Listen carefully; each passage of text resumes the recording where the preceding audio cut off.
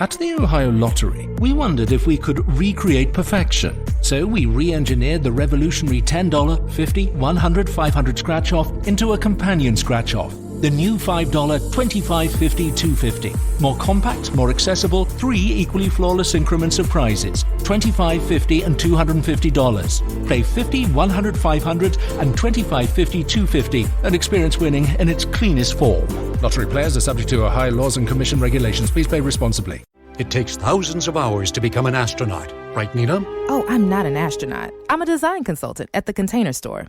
But you explore space. I help you find space with our Alpha Closet systems. And you're an expert. Pretty good at it. And you use satellites to communicate. I'm doing more virtual in-home closet designs, but I wouldn't say... We salute you, astronaut Nina, for helping us find space. You're welcome. The Alpha sales bonus is here. Earn up to $500 in credit now through February 7th at the Container Store, where space comes from. Hey guys, welcome back to Infertile AF, the podcast. This is episode 100, called Vince. I'm so excited that on this milestone 100th episode, I'm partnering with Circle Surrogacy and Egg Donation, which recently reached 2 important milestones themselves, 25 years in business and bringing 2,300 babies into this world. What sets Circle apart from other surrogacy agencies is that almost half of the staff have personal experience as a surrogate, parent through surrogacy, or as an egg donor, or has grown their families through IVF or adoption. They are passionate about helping others achieve their dreams of having a baby because they've been there themselves. They provide exceptional knowledge and experience, fixed costs and financing, and have a 99.3% success rate. Learn more at circlesurrogacy.com and follow them on social media at Circle Surrogacy. Today's episode is sponsored by PROOV, the first and only FDA-cleared test to confirm successful ovulation at home. PROOV works by tracking PDG, a progesterone metabolite after ovulation, to confirm that successful ovulation has in fact occurred.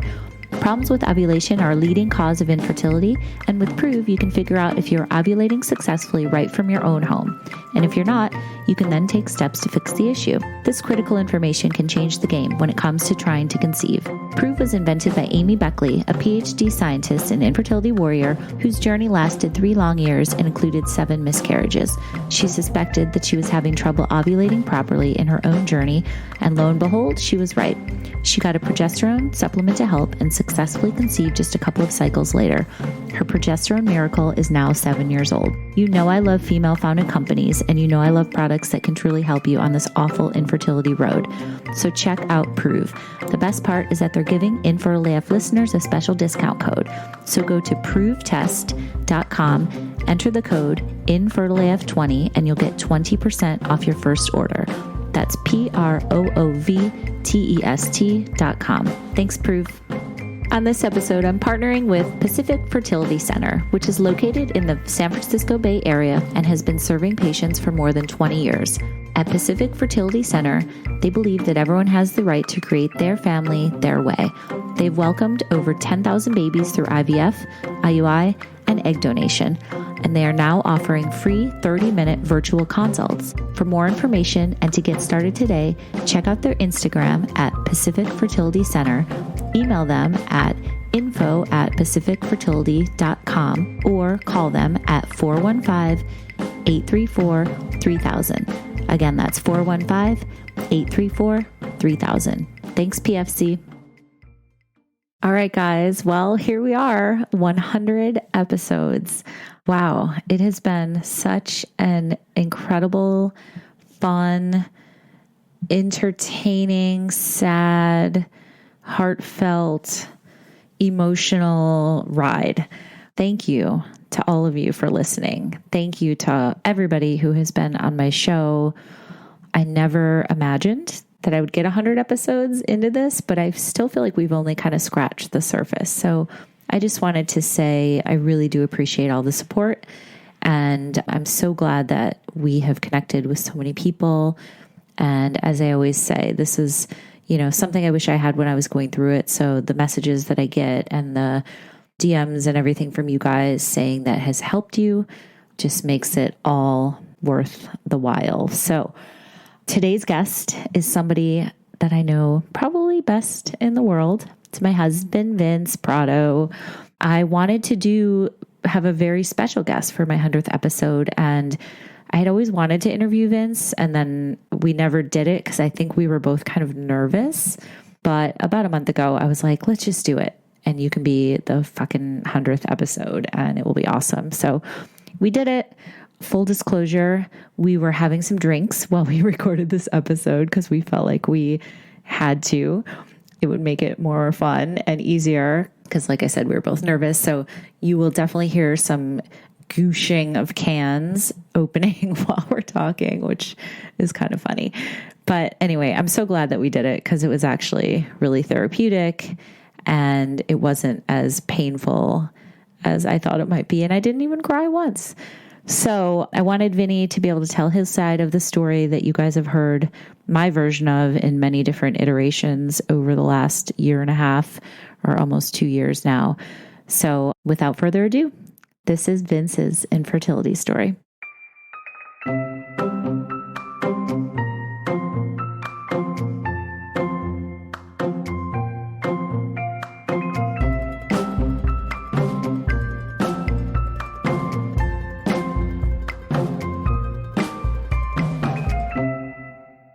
Hi, Vinny. Hi, Allie. Why are we doing this? Because it's important that we get our story out there. It's important that after 100 of these episodes, we get to talk about what got us to this place. I feel nervous. I don't normally get nervous at all when I interview anybody. Maybe Dave Grohl. Well, I was nervous about, but I don't know. I feel a little nervous. I'm not necessarily studio ready, so we're just going to see how this goes. Let's start at the beginning and talk about how we met and how we got together. Okay, we won't dwell on that too much, but. Do we start back at the ski trip, or do we actually talk about when we got together? I think when we got together. Okay, all right. Well, then let's. How did that go? when did that happen? It was a night in the junior year of our high school, and been spending a lot of time at your locker, and you were teaching step aerobics at Women's Workout World. That's right. I was an aerobics instructor. This is the early 90s. And I taught in fact, step aerobics. Your mom That's right. My mom and her friends were one of my students. They were your audience. Shout out to Rose and Candy. And there was a party that was happening. And I said, maybe I'll come pick you up from Women's Workout World and we could go to that party. You called in reinforcements from Carrie Spitzer. Yes, hi Carrie. And you said, well, I don't know if he's actually going to show up, which Lisa Robertson, shout out to you, we were at the party together and you said, you better go get her. And I did. And I showed up. So wait, backing up a little bit. We were in high school. We were juniors in high school. So this is 1991, I believe. And yes, I was teaching aerobics.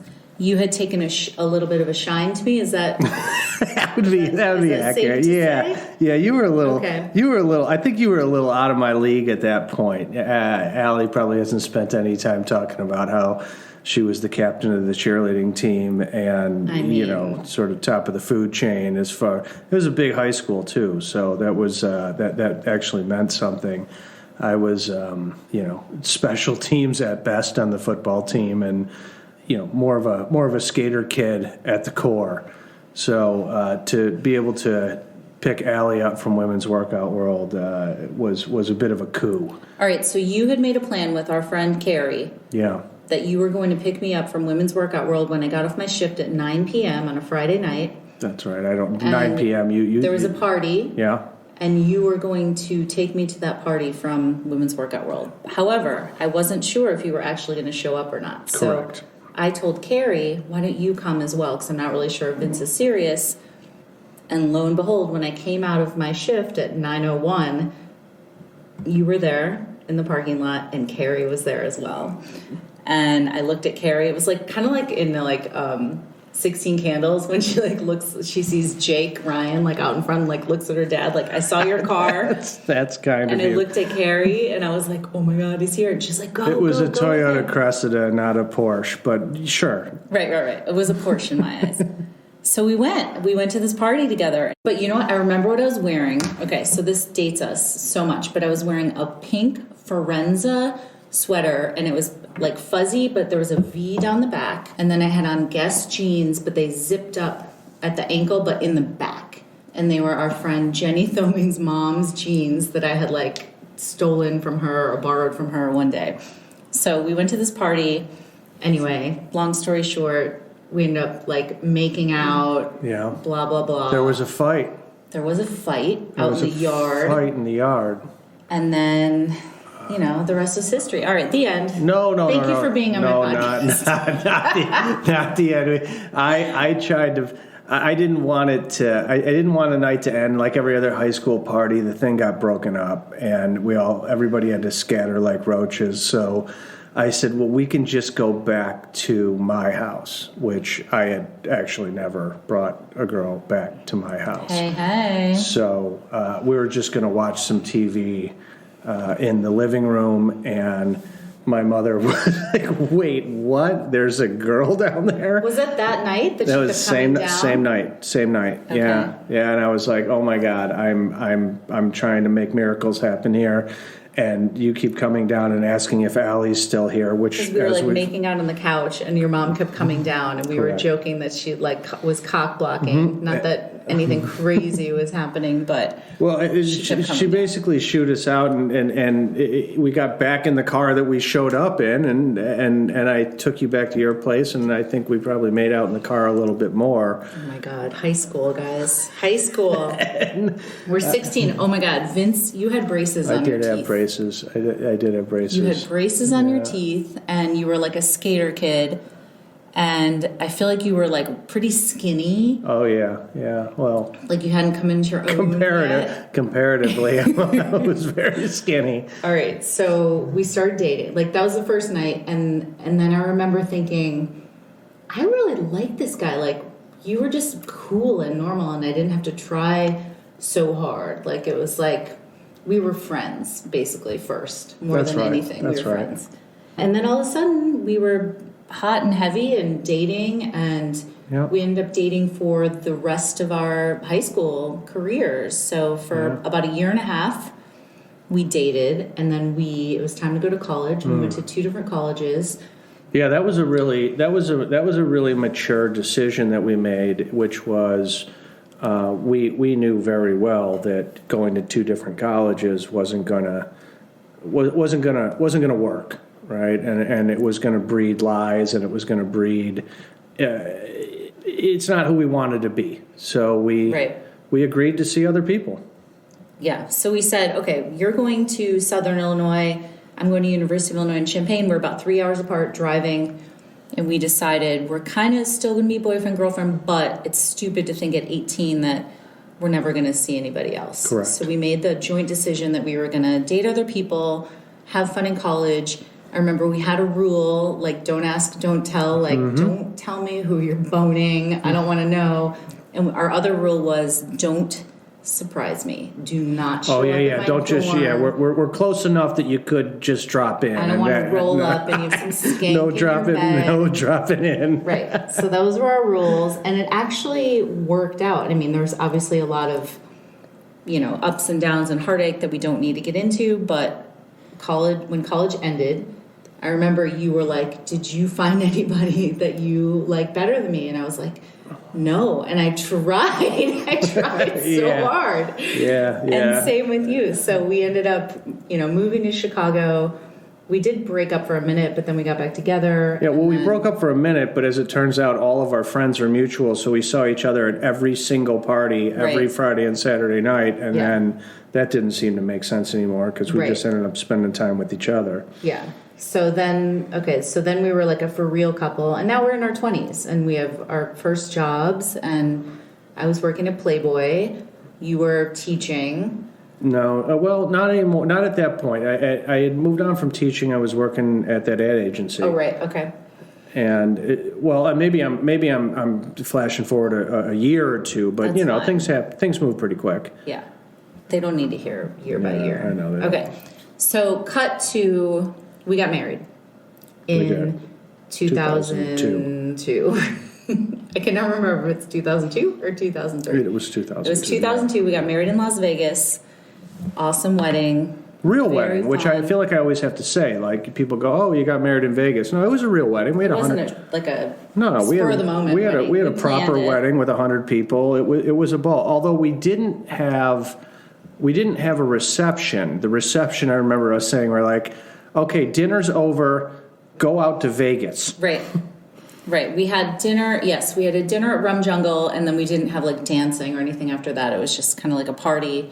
And the good thing about getting married in Vegas was that people got to do whatever the hell they wanted. So it was like some people went to gamble. All of our friends hung out at this one bar and hung out together. Do you remember when the when I won the roulette? Yes, Yeah. I will never forget that. So I was walking to the bathroom, and I think I put $50 on the roulette table, and on a number, and I won, and it was $1,000 payout. And that seemed like an incredible amount of money at the time. Oh my God, it was. It still does. And I came back and I showed you that, and you said immediately, "Where's my half?" Yeah, we're married now, bitch. Where's my half? And then you said, "Remember that Louis Vuitton bag I got you for our wedding gift? There's your half." And I was like, all right. I got to pay for that when we get back. Fine. Okay. So it was funny because we were like we were together probably the longest of all of our friends from high school, or not necessarily high school, but college. You're college girls. And then people started to kind of have babies, like in Chicago, right away, and we didn't. It wasn't that we didn't want to, like we just really hadn't. I don't think we even graduated to that thought having yet. Kids, like it was just assumed that we 27, would. 8. Married, yeah, it was 27 when we got married, and then a year into our marriage, I got transferred. So I was working at Playboy. The headquarters were moving from Chicago to New York, and they asked me if we would move. And I was like, yeah, I love my job. It was so fun. So we moved to New York in 2003. And I remember Amy Rassin, who's probably listening, love you, Hookie. She had twins, like right before we moved. So all of our best friends were starting to have kids. But that plays into our story because we were moving to a new city. We didn't know anybody. I mean, we knew a couple of people. Not hardly. But we were like, we can't move to New York and then have kids. Like, had we stayed in Chicago, I think our story would be totally different. And I don't think we'd even be having this conversation because we probably would have had kids younger. That's right. Wouldn't have had any problems. But point being that we waited. We moved to New York in 2003, and then we didn't start to try until 2009. Yeah, well, because we were like, reestablishing we don't a life. Fucking know anybody. Nope. I didn't even know how to ride the subway. We were, establishing our careers. Like things were going well. I didn't have a job when we moved there. I didn't have a friend. I didn't have a job. Right. So the idea that we were going to be home taking care of kids was way off the table. So that was kind of terrifying. Just the notion of moving to New York and leaving Chicago behind, because that was where everything that we had ever done in our life stemmed from. Our upbringing in Chicago, our friend groups, our friend circle. We both went to school in Illinois. Everybody moved to Chicago. Yeah, that was sort of comfortable home base. Right, but it's funny because, and I've talked about this many times on various episodes of this podcast, I didn't think about my fertility, and I didn't think, okay, so now we're, in our early 30s, and it wasn't like clock's ticking. Like nobody had ever really said anything like that to me, and I'm not being like, woe is me, like someone should have warned us, but even like the gynecologist, nobody was like, I don't know that we even heeded that warning. Yeah, but nobody was like, hey, at 35, like shit's gonna go haywire. Like, you better get on it. So we were just like having fun in New York, establishing our lives. None of our friends had kids. Yeah, and that's the other thing, is none of our friends in New York had children, so it just kind of wasn't at the forefront.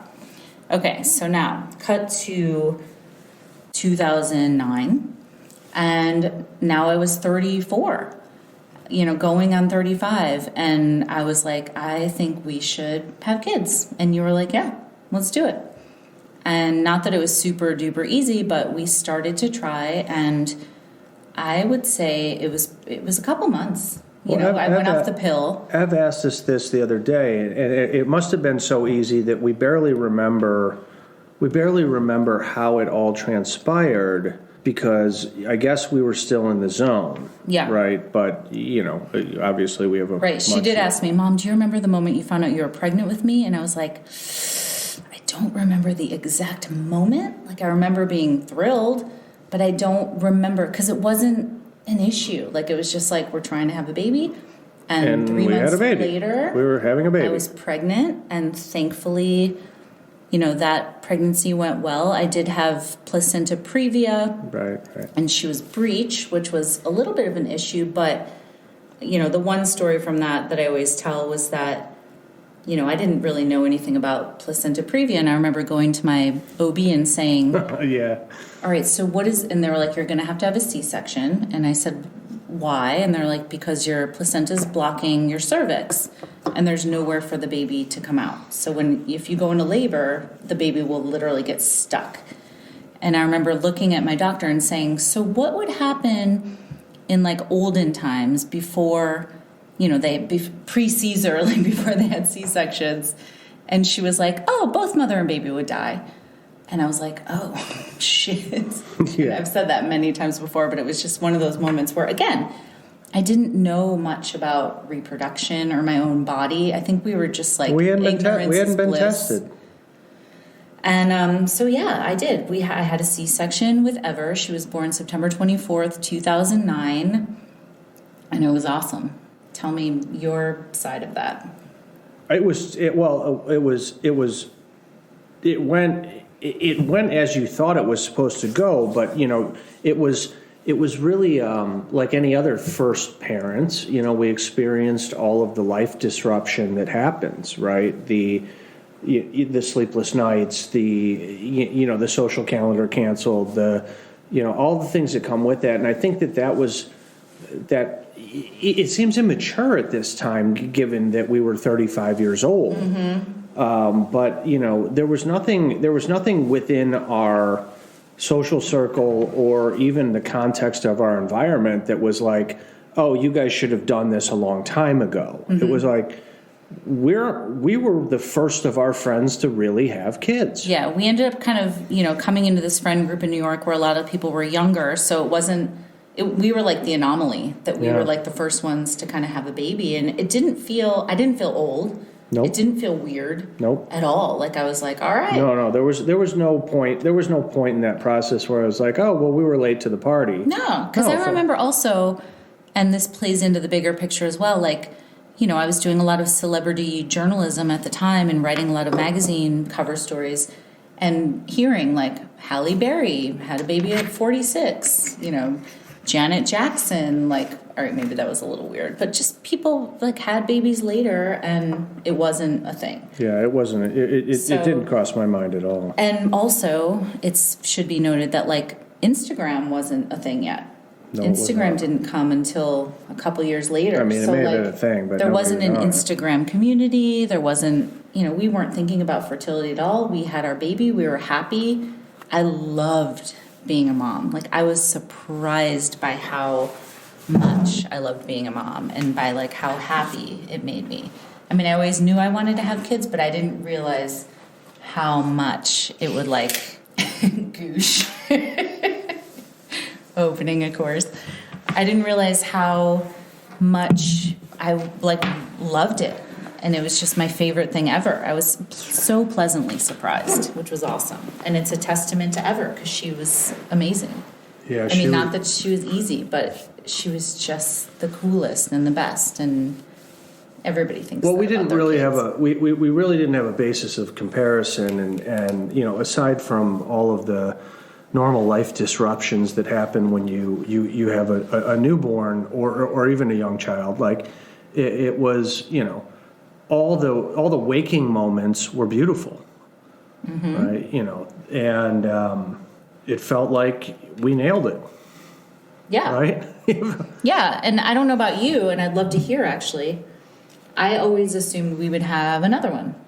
I mean, we never really talked about it. It was just kind of like, I love this. Let's do it again. Well, so I always assumed we would have another one too, because I knew that was something that, was in your DNA, right? You came from a big extended family.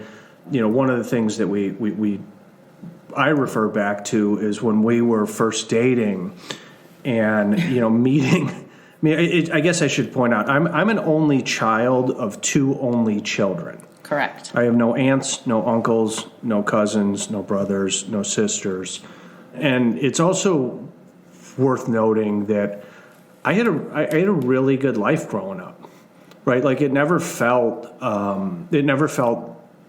deficient. Yeah. It never felt like people ask me. I've used the analogy before that people are like, well, don't you wish you had brothers and sisters? And I said, well, I guess that's like asking somebody who was blind from birth, don't they wish they can see? I never saw what that would mean or be like, and my life was really fulfilling. Yeah. You had a great life. Your parents are amazing. So I think that this comes into play later, when we talk about second kid and the effort that we had to put forth. But it was, it was great. We had our one child. Yep.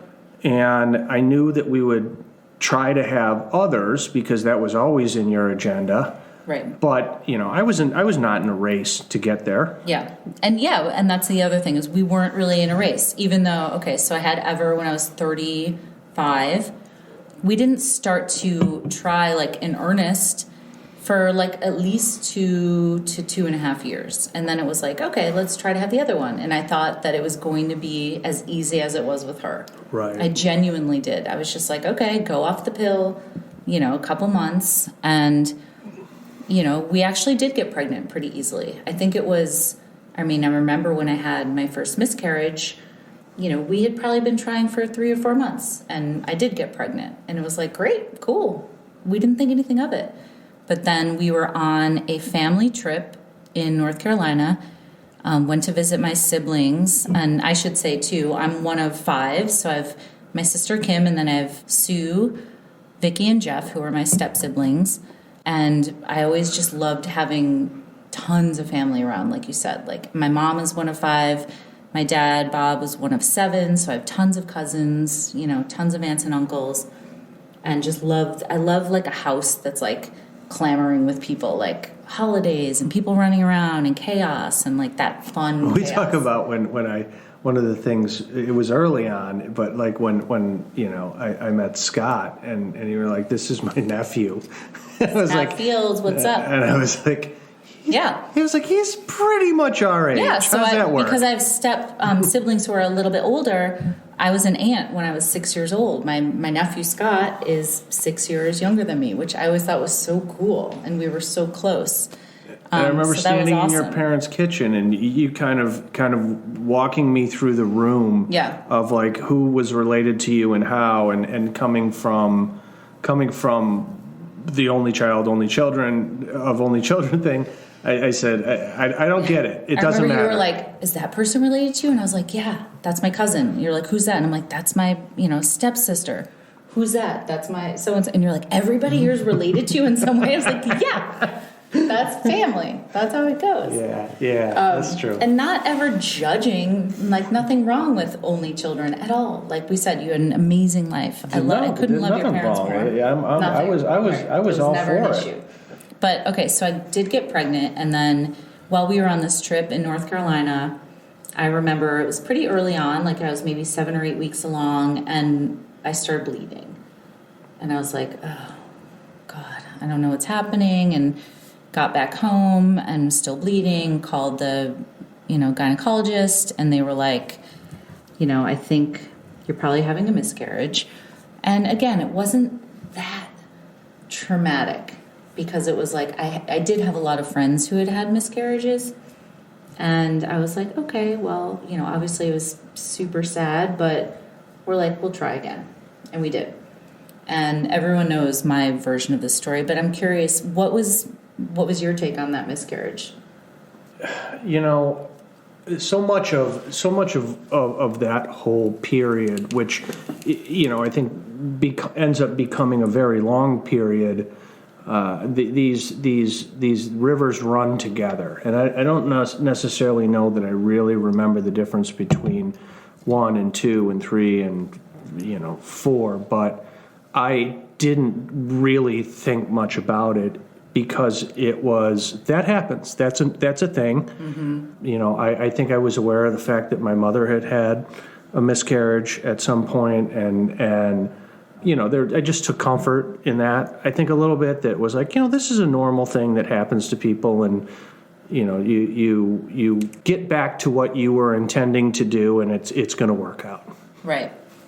So we kind of just like moved along, and you know, Ever was getting older, obviously, by the day, and she was awesome, and we were living our lives. And then, you know, I had the second miscarriage, and they were all pretty early on. And then, you know, a couple months went by, got pregnant again, had another one. And I remember at one point I'd called the doctor, and they were so like flippant about it. Like I was like, I'm bleeding, I don't know what's going on. And they were like, you're probably just having a miscarriage. Like just kind of blew it. Like it was like the 100th call she'd had that day. How far into this are we at that point? Like how many years? Into our second effort. Yeah. So another thing I should note is that I never knew that this was called secondary infertility. No, I never heard that. I never heard that term. You started this show. Actually, after we had Sunny, which is crazy. Yeah, no, that's for sure. So even while we were going through it, I didn't realize that this was called secondary infertility. And so where are we at? We're at miscarriage 2, 3. Yeah. Like, and what's our timeline? Right. Like, this is where it gets blurry. Are we 2 years in? Yeah. The whole thing between Ever and Sunny was obviously 6.5 years, but we didn't start to try until she was about 2.5. So it was about almost 4 years. Yeah, that sounds right. Of trying. But with each subsequent miscarriage, I remember feeling more and more depressed and more just sad and feeling very alone. Like I've obviously had wonderful friends and family that I could talk to about this, but again, you know, no Instagram community. I wasn't like, I didn't have an account dedicated to this. I wasn't helping.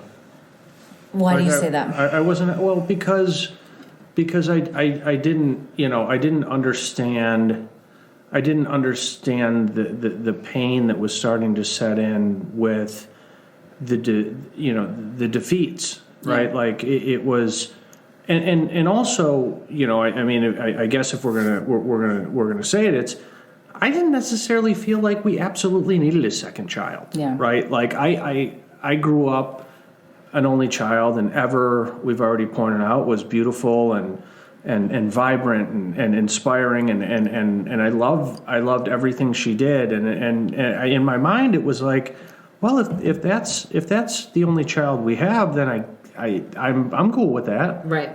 But I knew the whole time I didn't really have a platform to speak upon, because I don't have family to reflect upon in that way.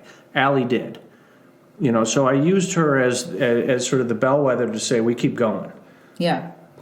But did you feel like you just kept going because I wanted to so badly? We got to that point eventually, right? You know, I mean, it was tearing us up, right? You know, I mean, it became the sole focus. Yeah. I think it was probably like after maybe the third miscarriage where I was like, all right, shit. Yeah. Something's wrong. We need to like call in, you know, the troops or like some outside help. And I think that the first conversation we had about that, you were kind of like, but do we though? Like, I remember not feeling like we were on the same page. Like I wanted it so badly. Yeah. And it was almost like the more I couldn't have it, the more I wanted it.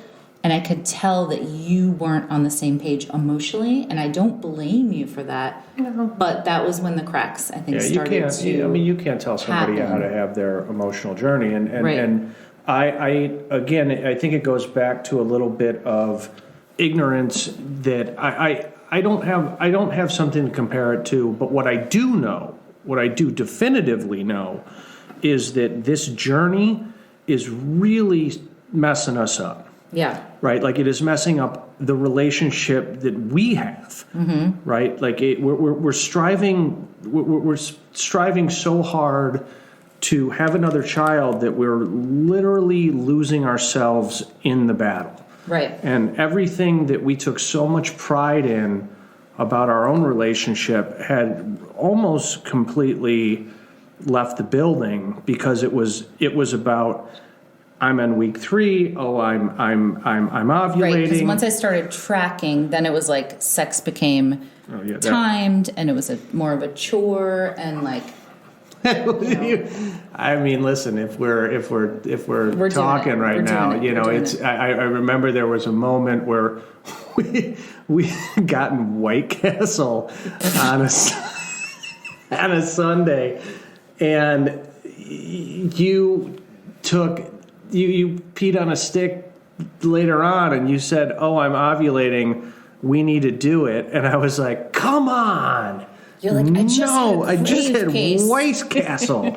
And you said to me, "You better get upstairs and take a shower or flap it around or whatever the hell you need to do. But when you come down here, we're making a baby."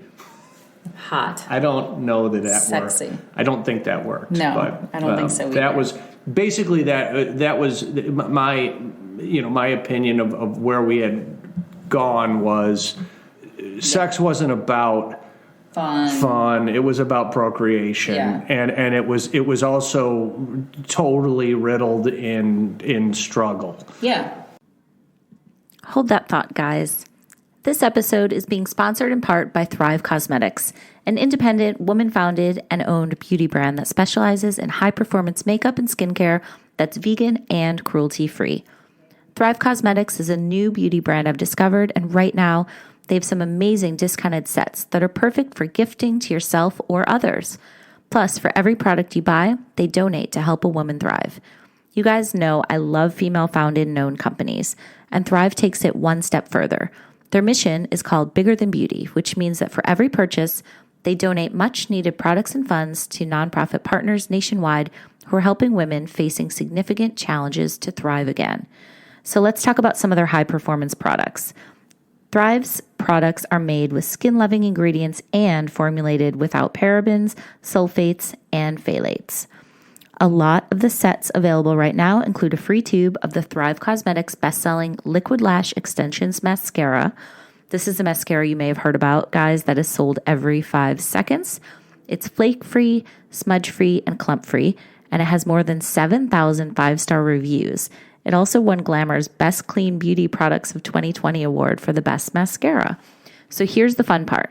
You can start thriving and help women in need today by going to thrivecosmetics.com/infertileaf for 15% off your first purchase. That's Thrive, CAUSEMETICS.com/infertileaf for 15% off. Thanks, Thrive. This morning, Jen woke up, made 3 breakfasts, did 2 loads of laundry, and 1 conference call. But she also saved $25 because Jen uses a new innovation from Huntington called Money Scout. It analyzes Jen's checking account to find money that's not being used and moves it to her savings automatically. Learn more and enroll at huntington.com/moneyscout. Huntington. Welcome. Message and data rates may apply to text alerts. Money Scout is subject to eligibility, terms and conditions, and other account agreements. Member FDIC. And I remember another time, not to blow up your spot, but where we were like mid doing it. And all right, parents, Rose, Linda, if you're listening, you can just put on your earmuffs right now. But we were like doing it, and then you like lost your erection. And I was like, oh, for fuck's, are you kidding me? Come on. And like, I got so mad at you because it was like that window, that time is so small. Right. And like, I remember you were like sweating and I was crying and it was like the worst. And I was like, oh my God. Well, it wasn't like it wasn't. How did it come to this? It was like anything that previously was sexual that was about enjoying each other had left the building. right? And it not only left the building, it had left the apartment, it had left the neighborhood, it had left the town. Right. Right. It was, we have sex when it's time to make a baby. Yep. And it's not working. I don't know when that's coming, Right. but you're going to pop out of the bathroom on a Tuesday at 6 and go, now. I'm like, put your mozzarella sticks down and fucking stick it in. And then you would do that thing where you would put your legs on the, like, you'd be like, okay, go. Yeah, legs up the wall. And you guys, you turn around on the headboard and you'd like stick your legs up, and then you'd grab a book. Put some pillows on you grab a book and you'd be like, bye. Yeah, that's, again, hot. So I know a lot of people can relate to that legs up the wall moment. But, all right, so it's not happening. It's not happening. Nope. I'm getting depressed and sad. I think you're fed up with me. Our sex life is terrible. Well, it's, listen, sex life is an important part of any relationship. Yeah. But it went beyond that. Like, it became our life, right? Like, it was all about, like, you were always on the clock. Right. But I remember feeling like I was on this island because we didn't have the same goal. Like, you were like, if it happens, cool. But I don't, like, I've said this before too, like, I had this guttural feeling, and I was like, I will not be happy until you did. No, you most no, you did. Yeah, you weren't you weren't backing that up. way, No, I didn't. And that was really hard. No, I was really sad about the fact that I feel like we had lost us in the process. And we had. And I'm not saying what I did was correct. Like, in retrospect, I feel badly that I forewent our relationship because I was so focused on this. And I told you this while we were going through it, like, I wish that I didn't want it so badly. Oh, yeah, you said that a lot. I couldn't help it. And I was just trying to be true to myself. And I think that's part of the struggle with infertility in general is, like, sometimes you just wish that it wasn't a thing. Like, I was like, if I didn't want this so badly, we'd be great. We've got our girl, we've got each other, we're fine. But it was like there was this gnawing thing inside of me that I couldn't deny. And that was really hard to grapple with because I knew that I was fucking things up. And I felt guilty. And then I would, like, spiral into this thing where, like, I felt bad that I was putting you through this and then I was putting us through it. But I couldn't not do it. And I think that was one of the hardest things for me, was, like, trying to be true to myself, but also trying to honor what we had built since Women's Workout World in 1991.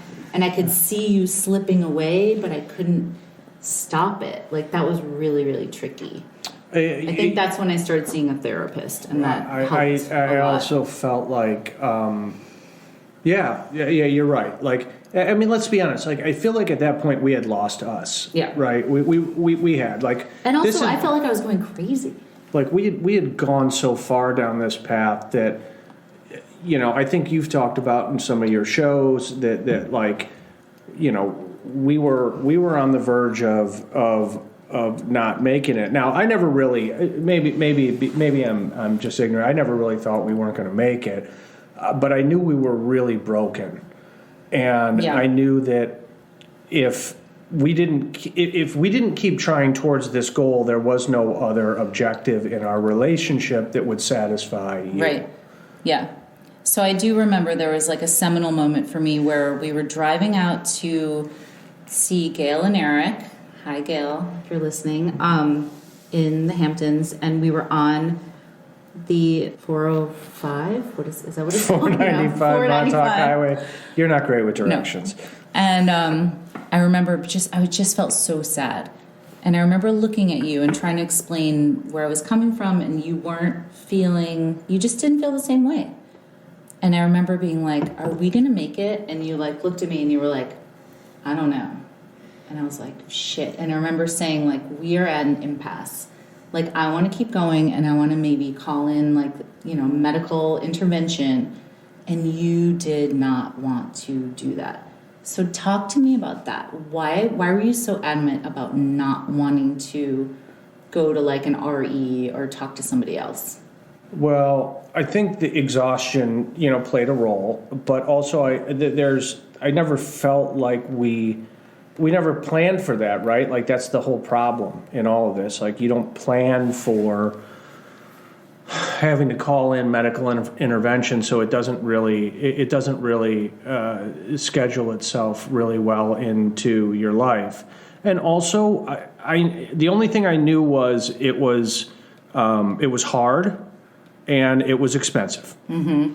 And it's not as if we were at a point in our life where we're not now, but just swimming in money where like that part, the financial aspect was going to be easy, right? And we had already emotionally sort of been to the brink, so I was ready to call it, right? Like I was, and again, it comes back to some of this only child. Why are we like I grew up fine? Why do we have to have this?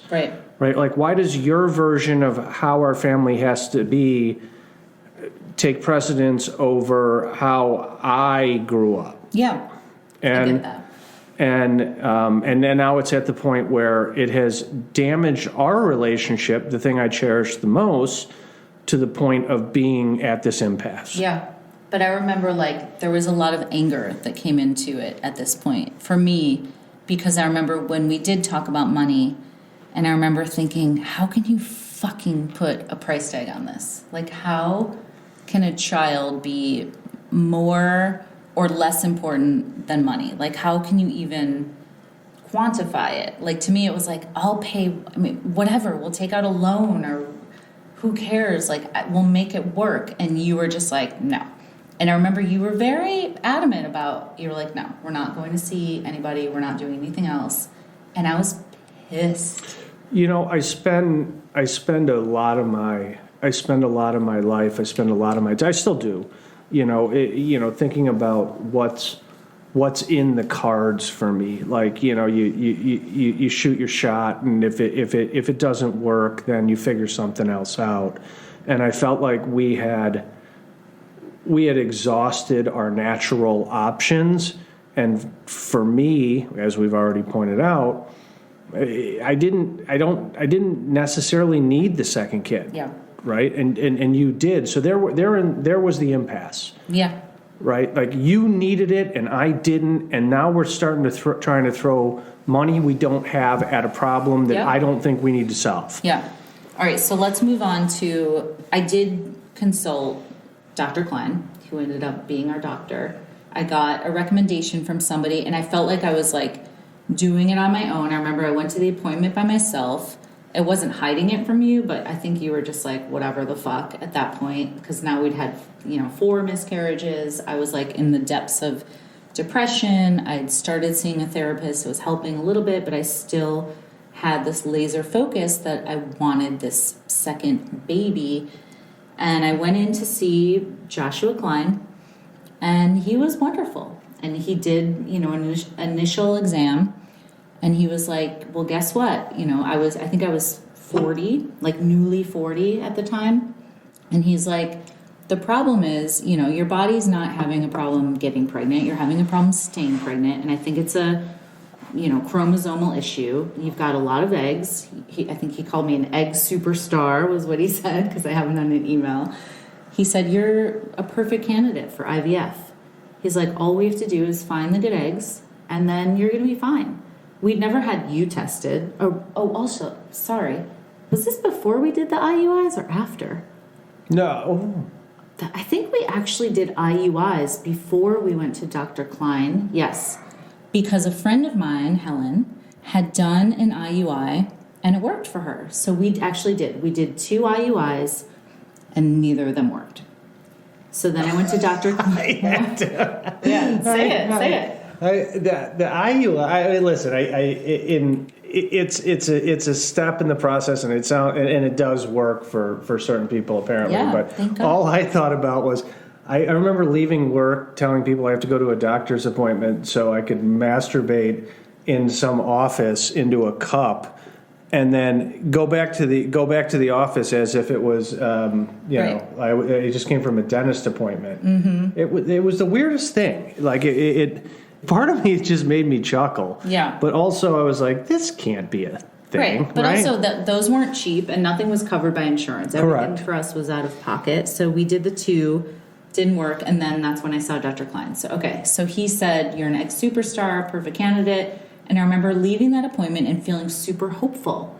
And I came home and I was like, Vinny, this is awesome. He said we're perfect candidates. He thinks IVF is going to be great. We went back together. And then... We went back together. We did, yeah. And then I said, he wants to see you as well. And I think he did want to test your sperm and make sure.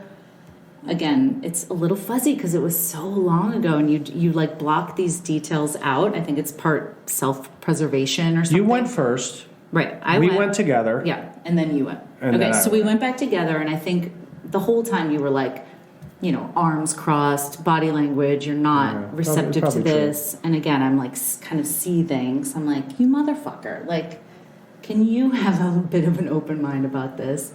And you weren't really feeling it. And again, I get it. But I just was mad because it was like... And I was mad. I was mad that we were in that situation. Yeah. So we went together. I think he said, let's do a round and see what happens. And then we got like the paperwork and we looked at the financials and it was like, holy shit, this is like. No, it was. You tell your version. All right. So here's what I remember. It was everything. You went in. You got the initial sort of consultation, and you came back, and you were over the moon. You were like, hey, he says we can do it. And then we went back together, and that's what we just talked about. I was probably a little bit stoic, and stoic. I was not. I didn't want to be there, and asshole. There was a lot of discussions about what's the process? How long does it take? What's each stage cost? And I didn't feel like we got a really clear story on the financial side of things. I don't know that they were being deceptive or they were just saying best case scenarios, but whatever it was, I didn't really feel comfortable that I understood how's this going to all play out, timeline, financials, and realistically, does this end with us having a kid? I didn't get a clear picture for that. And Allie was just pissed at me for even being there. Because he had given me an answer, and it was finally like some answers. Like he was like, this could work. This might be your thing. And I just felt like any word that was going to come out of my mouth that wasn't like, oh my God, I'm so thrilled that we can make this work, was counterproductive to Allie's plan. Yeah. So again, like for anyone listening, the relationship, I think this was one of our lowest points. Yeah, we were at the bottom. We were at the bottom of the bucket at this point. And I was mad. I was so mad. Like I just had so much anger. And I went back. All right, so tell everybody. Yeah. So I said I can't have you sitting there next to me, reading into every question I ask and being mad when I say, how much does this cost? How much does this cost? And I remember getting the answers because I asked the questions that I wanted to ask, and I found out it was going to be way more expensive than what was initially mapped out for us. Why was that? Because there was the genetic testing, right? That was like an add-on. It was like, do you want the leather seats? $5,000. Right? Do you want the 20-inch rims? Right? Like there was. Remember you said it was like going to a used car. Right? Like dealer. there was all these things that were like, oh yeah. I was like, well, if we're going to do this, we have to do all these things. Right. Like we don't do this and do like spend most of the money and do half the things. Like we need to spend all the money and do all the things. Because I should backtrack a little bit and say we had agreed. Well, we hadn't agreed at this point, but we were like, we're just going to do one round, and we'll do all the things for one round. Right. So, but we still were not at the point where you had agreed. No, I hadn't. No, I certainly. But that was kind of the understanding. Was like you were like, we'll do it once. If we do it. So if we're going to do it, we're going to do all the things. Right. So I remember leaving. I remember leaving there, and I went to Rocco's Tacos afterwards, and we're telling everyone about our great nutrition. I got some tacos, and I ordered a beer, and I remember the phone rang, and I was like, oh, shit, it's Allie. And she said, "Isn't that great when you're the wife and your husband's like, oh shit, she's calling?" And her enthusiasm on that call, she said, "How did it go? Was it great?" I remember being like, "Isn't he great? Isn't he amazing? He's the best. He's a genius. He went to Harvard." Right? Like so great, right? And I said, "We're not doing this." Oh, dagger to the heart.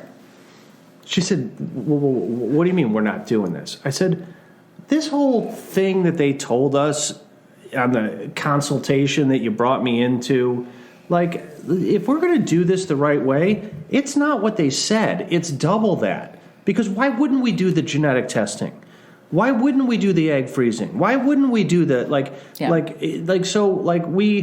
we got sold the Kia and we wanted to buy the Lexus from the jump." And I felt like it wasn't really about that we wouldn't have committed to that price because it was a leap anyway. It was that I felt like we weren't given the full scope of things. Mm-hmm. And that just made me mad. I felt like I was being led down a gravelly road. Right. Then everyone's mad. Right. Now we're both mad for different reasons. Everybody's mad. Right. So I remember having many, many teary conversations with you and almost like begging you and being like, can we please just do one? And on the other part of it, you know, like I said, I was going to therapy and my therapist was great. And she was kind of getting me to the headspace where like, guess what? If you're a family of 3, you're going to be okay. And she kind of helped me shift my perspective and realize that like it was going to be okay. And it was okay. And she helped me like pump the brakes a little bit in terms of the blinders that were on me. But I still wanted to do the 1 round. So I remember it took a long time. It took a couple of months after that initial consultation for us to agree to finally do it. But then one day you were like, let's do 1 round. And I should note that we had our parents, we asked them to help us. Yeah, they both helped us financially because we didn't have the change, like the money at that point. Nope. The change. The change. Nickels. We had change. We had wooden nickels. We had change. We didn't have actual green bills. So they both helped us, and thank you so much to all of them for that, because they knew how important it was to us, or to me at least. And we finally did agree to do 1 round. And, you know, again, Vince with his arms crossed across his chest and me feeling super hopeful. And well, it was clear at that point Allie, you were on the warpath for this thing, and it was like you meant it was either this or nothing. Well, I felt like if we didn't try everything, especially since a doctor was telling me that it could work, I would never forgive you. Like, right. That's kind of how I knew felt. We weren't getting out of this. I was like, I couldn't be married to you for the rest of my life and know that you wouldn't try this for us. And I couldn't. We weren't going to make it. We weren't going to make it without that effort. No, that's true. So we did finally agree to do the 1 round. And then we did. And I was on a business trip. This is the part that gets a little muddy. Like, remember I was on a business trip, like, and I was walking down Boylston Street in Boston, and you called me, and there was good news, right? There was a perfect egg, but then there was bad news. It was like, that's it. That's all we got. No, that's not it. Not it. Not what happened. Not what happened. All right. Okay, go ahead. Tell me. We went through like the drug protocol, and I went in for my retrieval, and I remember I got 29 eggs. Yeah. I think we're past this. Okay. A 1 good embryo was what Yeah. 1 good embryo. Right. Yes. Okay, so I did the retrieval, 29 eggs, 13 fertilized. 5 or 6 major blasts. We ended up with 5 embryos. We had 5 embryos genetically tested. Yeah. 1 embryo came back perfect. That's the call. Okay, so that's what you're talking about. That's the call. Yeah, Okay. maybe I skipped a few chapters, but that was the call. And it was like, hey, Dr. Klein says we got one healthy embryo. That's really great. And then you got nothing behind that. Right. And that was fine because that was like sort of what we set out to accomplish. And it did anyway. actually, to come around to your side of it a little bit, I did feel like, okay, we have 1. We're going to finally see some closure. We're going to try this. If it doesn't work, that's it. We're done. And that's okay. And therapy, again, was helping me realize that. So we did that. We did the transfer. I remember we had to do a frozen transfer because he felt like it would be better for my body to come off all the drugs. We had to wait another month, but at that point it was like, we've been waiting for 4 years, so we can wait another month. We did the transfer. I remember it was August 1st. Or no, it was not. I'm so emphatic. August 1st. No, it was April 1st. And we had a trip to Florida planned to see your parents, and it timed out perfectly because my 2-week wait, we were in Florida for most of that time. It was actually ended up being about a 10-day wait. But we did the transfer. Do you remember the transfer at all? Were you there? I was at something. I mean, I was at all the things, but like there was a point where I remember being in a waiting room with a bunch of other guys, and then you were in your own. God, I don't know. I know it's. It was sketchy, so right? much. There were so many waiting rooms. There were so many. Right. So many doctors' visits. There was so much like, is this a thing or is this just some voodoo? But this right. there was a part that I do remember. I do remember the transfer. Yeah, You were in the room with That was me. very real. Okay, so you were there for the transfer, and then we went to Florida, the 2-week wait. But do you remember, like... Can I ask a question? Is it a fresh transfer? Yeah, but we did frozen. Right, but like my sperm. No, it was frozen. My sperm was frozen? Yes. Are you sure about that? Yes. Oh. We made an embryo, and that was frozen. Maybe I just went into the bathroom to relieve some stress. Oh my God. Oh, we don't have to do that. Did you give a sample the day of the transfer? We don't have to do that now? Well, as it turns out, I'm ready if somebody needs an extra. So Vince had a fresh transfer with somebody else, clearly, that day. I don't know. I don't know if that's real. Right, but... All right, so we went to Florida, and then I remember we got back, and I had to go into the lab, take a blood test, and the nurse was like, we'll call you in, 6 hours, go home and take a nap. And I remember thinking, go fuck yourself. Like, I'm going to be able to go home and sleep right now? But I remember vividly, I went home, Ever was like laying in the bed with us, and then we got the call, and then it was the nurse, and she said, congratulations, you're pregnant. And I immediately started bawling, dropped the phone. She said, call us when you deliver. She said, call us when you deliver. I just got the chills. And it had worked. Do you remember that call? I do remember that call. And I do remember feeling like, You're like, which one? The fresh transfer or the frozen? I feel like, who? No, I do feel like I remember, listen, we had been so beat up. We were so beat up. So I remember feeling like, oh my God, this sounds like we got it. Mm-hmm. But at the same time being like, well, it's been too rough of a road. Like there's got to be something that happens after this that derails the train. Right. I think that's so common in infertility is like, when's the other shoe going to drop? Yeah, and I think that lucky for us, there was no derailment. That was the road to recovery. And having two kids and it doesn't make life easy, but compared to the fractured relationship that was starting to be mended because we had success.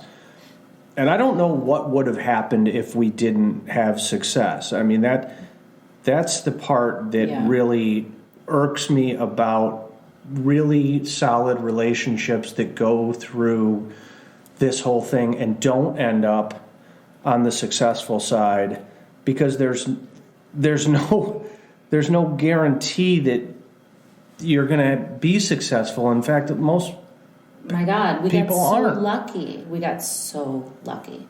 And do we make it? Do we make it after that? I don't know. We? What is our what are we like after that? I don't know. If we don't do this, Right. I don't know. We would have been different. Yeah. I think I always would have been low-key angry and low-key sad. Always. I think we probably would have stayed together, but I don't think it would have been the same. Yeah. And it took me a long time to realize how close we were to, the end. Yeah. Before we, sort of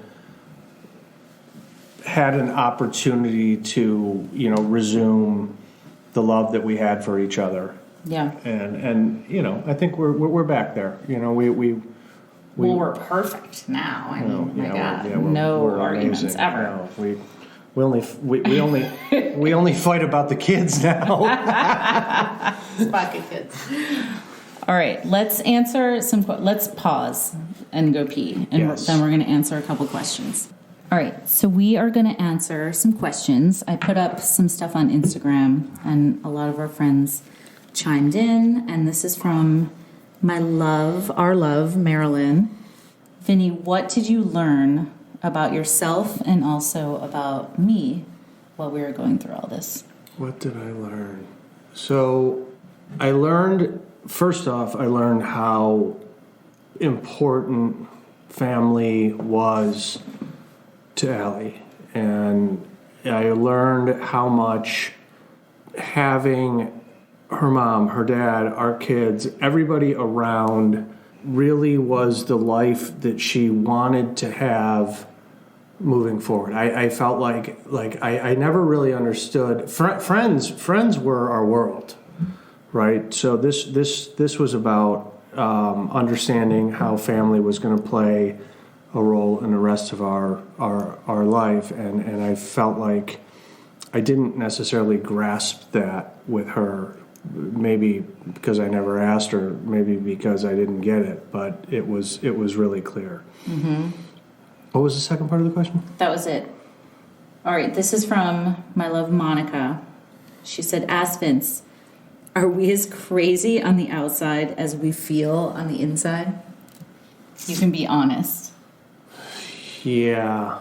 I think so. I think, it was progressive, right? Like, not at first, not from the jump, but as desperation sets in, it gets pretty amplified, and it seemed pretty crazy to me. It maybe there's got to be other couples who share a common vision, right? Where it was like, we both want this so bad and we're going to do everything together to make this happen. But from my vantage point, it was pretty crazy. It was singular in focus. Like, it was like nothing else mattered.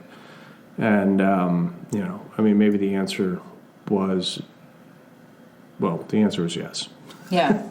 All right, Ashley's asking, how can we, as the women, better support our husbands or partners through this journey? Like, what was I lacking in terms of support for you?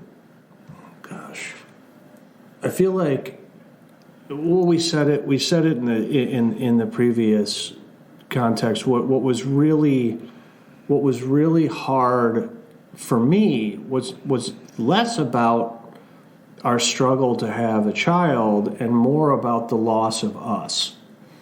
That was the part that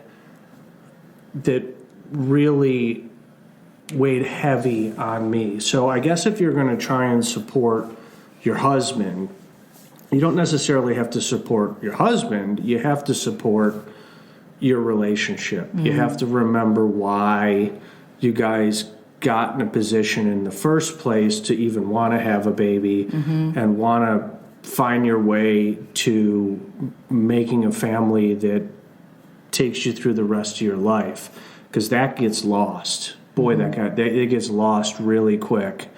And try and remember why you guys got together and why you're trying to do this to begin with. Coming from somebody who I know, we lost that.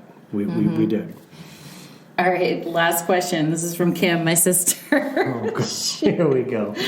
She's...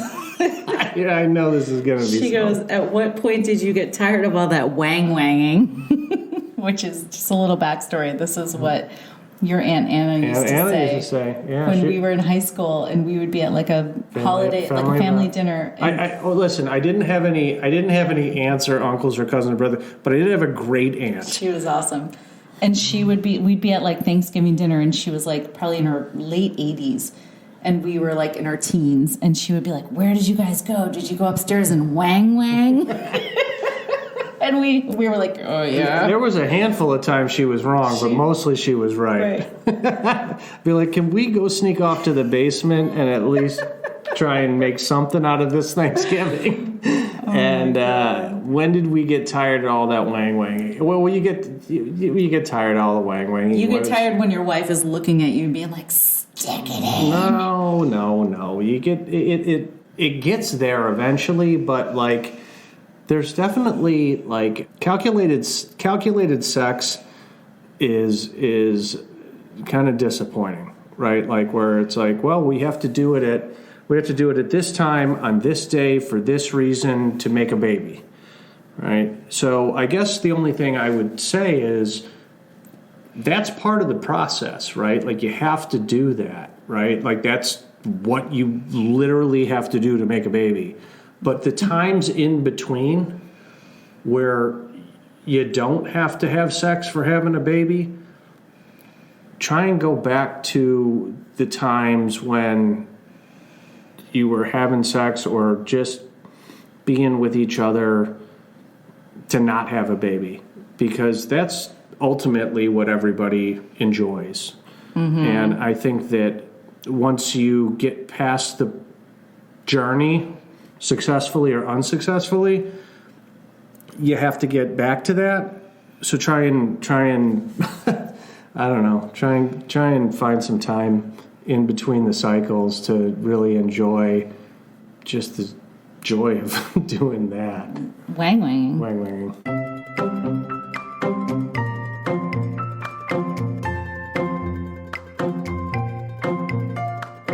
All right, guys, thank you so much for listening to Vince and my love story, our messy marriage story and infertility story. I love him so much, obviously, and I'm so happy that we've been through a lot of ups and downs over the years, and I know that, there's no stopping us now if we can get through that shit, right? Anyway, thanks again to Vince for agreeing to do that. Thank you all for listening. And also, Fertility Rally memberships are open the first week of every month, which is right now. So check us out. DM us or shoot me an email at thefertilityrally@gmail.com, and we will hook you guys up. It is such a great community of incredible people from all over the place going through all sorts of different things. We have 8 support groups a month, a private Facebook group, and just lots of awesome shit to help you navigate this journey. So love you all. Thank you for following along with me on these 100 episodes. Let's do 100 more. All right, guys. Talk to you next time.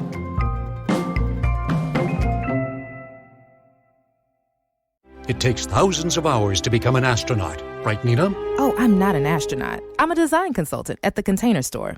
But you explore space. I help you find space with our Alpha Closet systems. And you're an expert. Pretty good at it. And you use satellites to communicate. I'm doing more virtual in-home closet designs, but I wouldn't say... We salute you, astronaut Nina, for helping us find space. You're welcome. The Alpha Sales Bonus is here. Earn up to $500 in credit now through February 7th at the Container Store, where space comes from.